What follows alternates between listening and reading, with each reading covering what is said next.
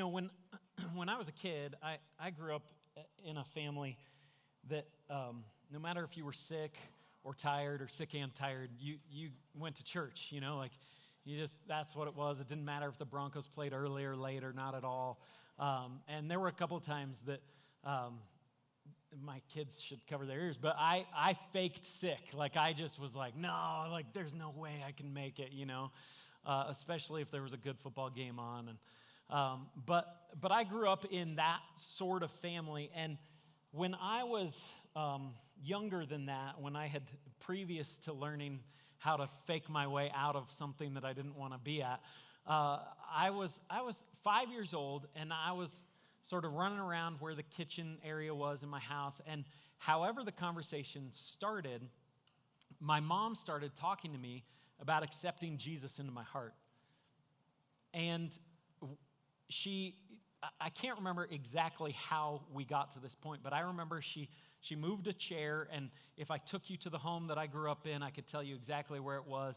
And she took a chair, and I stood as a little person right beside her, and she prayed a prayer, and I repeated it, and I did what I was told. I accepted Jesus into my heart. The first thing I did? I ran straight upstairs where my older sister was, and I was like, I'm going to heaven. You're not. I'm going to heaven. And so I don't know if my sister ever got saved, really, but no. But I thought that for the longest time that's what it was. You just start to believe in Jesus. You sort of quote unquote accept him into your heart, and then you are no longer destined to go to hell, whatever that meant to a 5-year-old. I'm sure it was just someplace without toys and adults talking for hours on end, right? And then I was going to get to go to heaven. But what I want to explain just very briefly is that that's not what that process is. And I've actually stopped, in my conversations with you and others, I've stopped using the language of inviting Jesus into your heart. Because when you invite Jesus into your heart, it seems to a 5-year-old at least that you get like an action figure of Jesus, the same size as G.I. Joe, and you sort of squeeze him into your heart. And then as you get older, then you start to put in volume buttons and mute buttons, and you just go, well, I kind of want to do this, but Jesus doesn't want me to do this, and so I just won't listen to him because I'm big and he's little, right? And what I've realized as I've opened up the pages of the Bible and tried my hardest to sort of run after God with all that is inside of me, what I see is that I'm not just invited into some sort of final destination that is better than the other option, but that I'm invited into this life-giving relationship where this thing that we call eternal life actually gets its start in our daily routine. And what's exciting about today is that we're going to get to celebrate with some individuals who have made that decision. And they've said, sometimes on our Connect card where they filled out their information for the first time, and they checked a box and they said, my decision today is I'm surrendering my life to Jesus. And then the second check box is, I want to get baptized. And for some, it's been a long process. For some, it's been about 2 weeks since they made that decision. And so we're going to celebrate with them today. So let me read real quick a couple of verses to give us some context, because sometimes we use this like Christian lingo and it doesn't really make sense.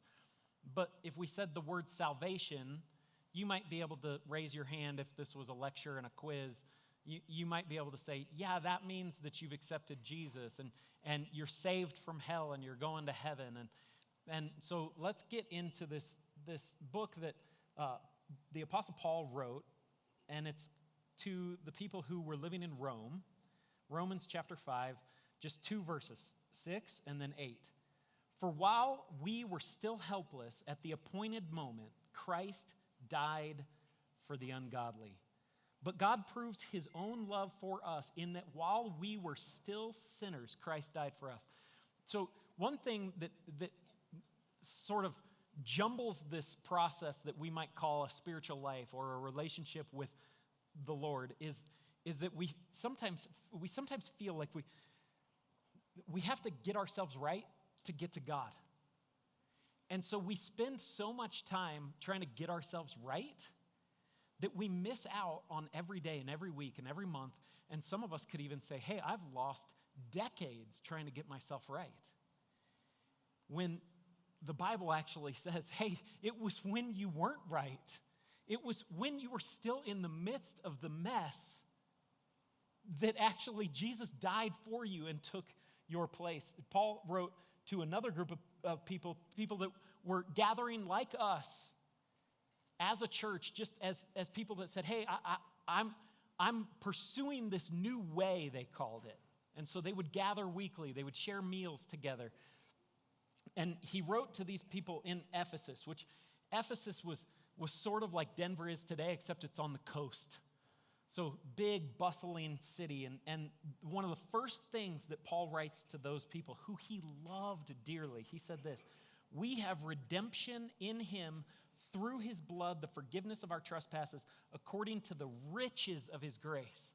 Sometimes we don't understand the image of the cross because it's something that is a practice that our government no longer does. And so the image of the cross is sort of crude and harsh and rough, and there's blood involved.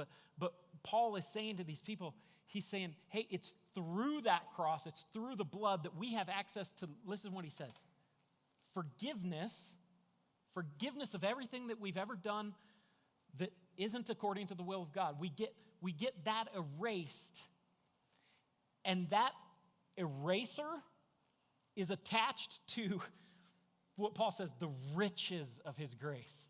So we didn't get saved by somebody who just was like, well, okay, I don't want to deal with it, so you're forgiven, right? Have you ever forgiven somebody like that? You're like, I don't want to have that meeting. I don't want to have that conversation, but I don't want to harbor bitterness. So I'll just be like, yeah, you're forgiven, but I still hate you. Right? Come on now. Come on. Some of us think that that's how God forgave us. Well, geez, it's just going to be easier if I forgive you, and I'll just sort of forget it.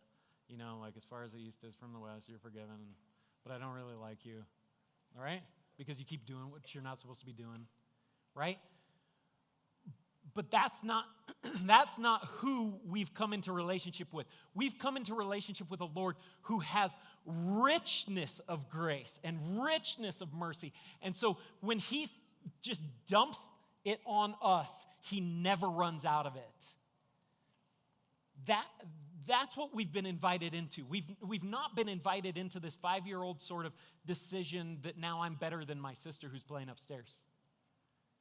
And it's not about a destination. It's about this life that we've been invited into. That every time you open this ancient book that seems like it should be like left on a theologian's desk or stuck in a dusty library, and we go, I don't really even understand it.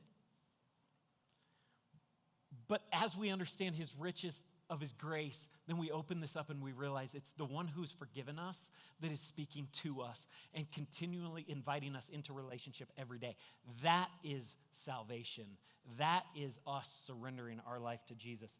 The next step, once you've made that decision, once you say, Evan, I'm ready to surrender my life to Jesus because I'm sick and tired of being sick and tired, and I'm sick and tired of living a mediocre life where I sort of kind of wear the label of this thing called Christianity so that I can fit in certain places, so that I can vote in certain tendencies, so that I can, whatever it is, but it's never been more than anything exterior. And today, the beating of your heart is telling you that God is beckoning you to come deeper, to take something that has only ever been external in your life and has only ever been sort of intellectual in your life. And now he wants to make it internal. And the next step for those of us who have done that is we're called to make a public proclamation. So Romans chapter 6, let me read it from the Bible here, if you have it on your phone. You can get there faster than I. Romans chapter 6, verses 3 through 5, or it's going to be on the screens here. Or are you unaware that all of us who were baptized into Christ Jesus were baptized into his death? Therefore, we were buried with him by baptism into death, in order that just as Christ was raised from the dead by the glory of the Father, so we too may walk in a new way of life. For if we have joined with him in the likeness of his death, we will certainly also be in the likeness of his resurrection. It's talking about living life with resurrection power. Some of us have seen people get baptized before. Maybe not in a horse trough in a middle school, all right? It's a first for a lot of us, right? But sometimes we see it and it's just sort of like something that we do or the church does or that maybe we did as a kid or we wish we would have done younger because now that we're older, it's sort of more embarrassing to get up in front of a crowd, you know? If we all had the boldness of a 6-year-old to do whatever God's telling us to do in the moment, right? To have childlike faith to go, okay, if that's what Jesus wants me to do, then I'll do it. And I don't care what my hair looks like, and I don't care if I didn't bring extra clothes. So what baptism really was when Jesus walked on this earth was it was a process where the religious leaders of the Jewish faith would travel the world. We in Christianity call them missionaries. And they would travel the world and look for converts to Judaism. So they're looking for non-Jews, proclaiming the law, the Old Testament, to non-Jews. And if they were able to convince somebody, hey, this is the one true God, put away all your other gods, and now follow the law and worship the one true God, the next step for that person in the ancient world would be that they would get baptized because they were becoming a convert to Judaism. So really what baptism represents is this is a symbol of conversion. This is somebody saying, hey, I'm leaving behind my old way of life and I'm being converted into a new way, a new life. And that new life, we believe, has resurrection power, the same resurrection power that broke Jesus out of that grave. So when we watch and celebrate, and I encourage you, as they come out of the water, each of them, whether you're related to them or not, if you're not charismatic, I give you permission to be charismatic today. If you don't like to stand during worship or even like raise your hand during worship or do a jig, like when they come out of the water, I want you to celebrate like somebody was just raised from the dead, because symbolically that is what is happening. They are saying to all of us, I am burying my old way of life. And when I come up, I'm coming up brand new, and I'm going to endeavor every day in front of all of you. I'm going to endeavor every day to live a new life, not by my own strength, not by my own might, but in resurrection power. You know, I went to India, and I got invited to participate in baptism, and people are getting saved in India like you wouldn't believe. And we support a work in India that is so amazing. They're building churches and building kids' homes and rescuing kids off of the street and supporting widows and supporting pastors and gathering people. It's such an amazing ministry. I wish that I could convince all of you to get out of the American bubble and travel to like the farthest place that you could possibly think of, smell some of the most wretched smells, eat some of the food that you're just like, Evan, you got me here, but I'm not eating that, right? And then they're like, hey, we're going to go down to the river and we're going to baptize people. And I'm thinking, I don't know if I want to get into a river in India. They take me down there, and I'm telling you, it was the most crystal clear river. Like, I'd go there this afternoon with all of you and spend a warm afternoon in this river. But we baptized 25 people. The whole church shows up. They walk everybody down to the water's edge, and those who are getting baptized walk out into midstream, and the church sings them a song on the way into the river. They get baptized by me and a couple other pastors who are up to our waist in water, and then as they come out of the water, there's this celebration, and then as they come back onto the shore, soaking wet, the church sings them another song, and they receive them, and the song uses language inviting them into a new family. Here's why: because they live in a context different than ours, where when they make a decision to surrender their life to Jesus, what they're actually saying is, I'm risking all of who I am. I'm risking my business. I'm risking my relationships. I'm risking my financial well-being. And when I come out of this water, I might not have anything but Jesus and you guys. And I'm telling you, we can't lose sight of that, because the very same thing is happening today. And can I step on your toes for just a second? Preach right in your face like I'm a close talker, right?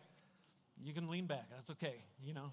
If you're ever talking to somebody and they lean back, like, you're a close talker, so you need to stop.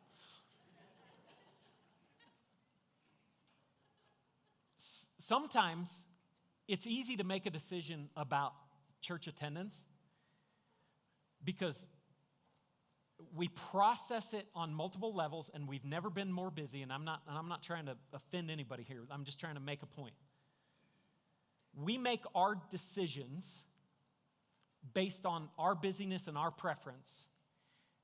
Tell me the last time you made a decision about showing up to a small group, to a gathering like this, participating in the gathered body of believers, because you knew that there was somebody there who's on a path of a spiritual process and a spiritual journey, and your presence, whether you speak with them or not, whether you disciple them or not, is so valuable to their spiritual future that you would get out of bed, you would turn off the TV, you would overcome any excuse that would keep you away, because your purpose isn't necessarily your own comfort. Well, am I saying it too close, right? Like, because there's people that are gathered here, and they might be on your row, they might be on the section across from you, that need you to show up in your small group and in this congregation, because they're trying to learn. And how do you learn when you're young? You see what your parents and your siblings do. Then you go to school and you see what other people do. You get in the wrong crowd and you do the wrong things. You stay in the right crowd and you do the right things. And there's people early on in their spiritual journey here. I've had coffee with them as recently as this week and the last week, who are trying to figure this faith journey out. And they need all of us to cheer them on and to see them in the lobby and say, I'm so glad that you're here. I was hoping that you were going to be here today. Hey, have you jumped into a small group? Because if you haven't, you got to come check out my small group. It's the best one anyways, right? Because we need to get a picture like those did in India, that when they come out of the water, they might not have anything else but Jesus and us. And if we stop showing up for each other, then I don't think we've really, truly, fully understood the call for us to be disciples. So, practically, let me show you a glimpse of one thing that we do here at Colorado Church. I think it's a little bit different than what I've seen done in other places, but it shows you my heart. We will, and we'll explain this later, but those who are getting baptized are going to come up from this direction. They're going to get baptized and they're going to walk down in this direction. The first thing that will happen when they come out of the water is we will have our elders, those who are our spiritual authority in this place, men and women who pray for you, who make decisions about the direction of this church, who love you more than you would even know. and you're going to come out of the water soaking wet. And you're never more vulnerable in life than when you're in front of a crowd, lights, and your clothes are sticking to you, right? And so the first thing that's going to happen in the physical aspect of this is our elders are going to have those towels, and they're going to cover those coming out of the baptismal trough with a towel. Physically, they're protecting them, covering them, shielding them. Spiritually, it's a symbol of what they do for us as our elders, that they are covering us spiritually. If you're connected to a church or not part of a church that doesn't have proper spiritual authority, you need to go look and figure that out. We have an awesome system of spiritual authority here. The next thing, and I'll close, and band, you guys can come on up and push me off stage. You're like, Evan, that's great. I came to church, and now you're talking to me about something that I already did. I already surrendered my life to Jesus, and I got baptized, a decade ago or 2 years ago or whatever it is. But, like, what is it that you're asking from me? What are you calling me to do? There's this old crazy guy in the Bible. His name was Jeremiah. If he was part of this church, we'd probably all kick him out. Like, he was weird. But in the Old Testament, he's categorized as a prophet, and he wrote some of the most amazing language about the love of God and the pursuit of God. And maybe what we're missing a little bit in our sort of polished American Christianity is a daring sort of aspect that Jeremiah brought to the people of faith. That he said, if you don't get it, then I'm going to be more bold than you would even imagine that a grown man could be.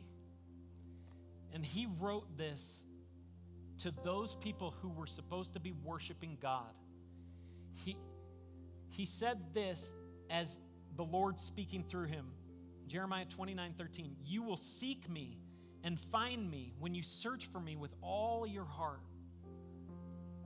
And I think there's some of us here that we've done this religion thing, we've done this Jesus thing, and it's sort of kind of worked out. And there's been times where we prayed and we didn't get the answer we wanted.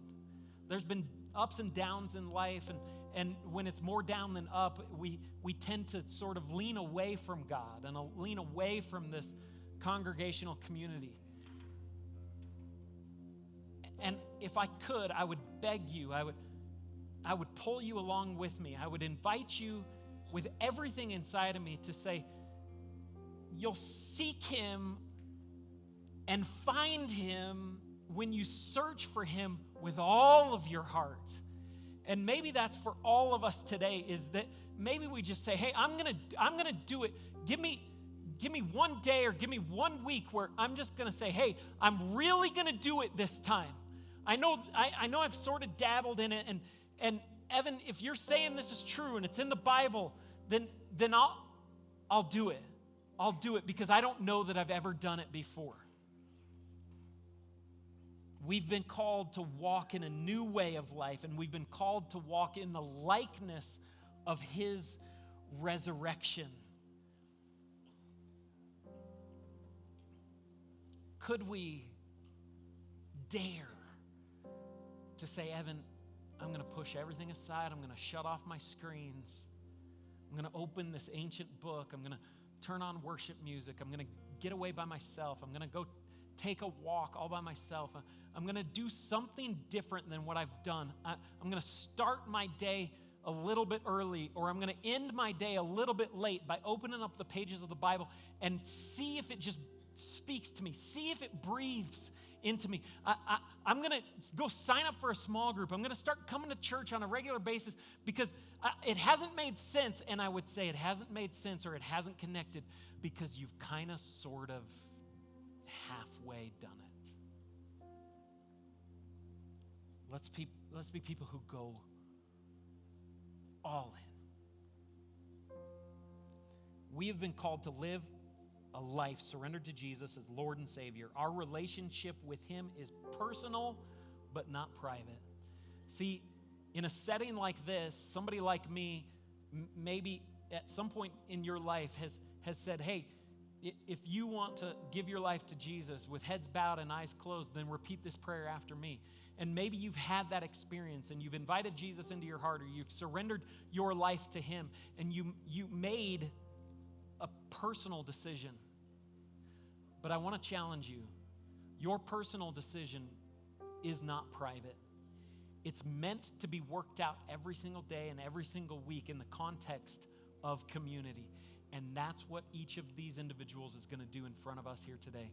They're going to take what is personal to them and say, this is no longer private.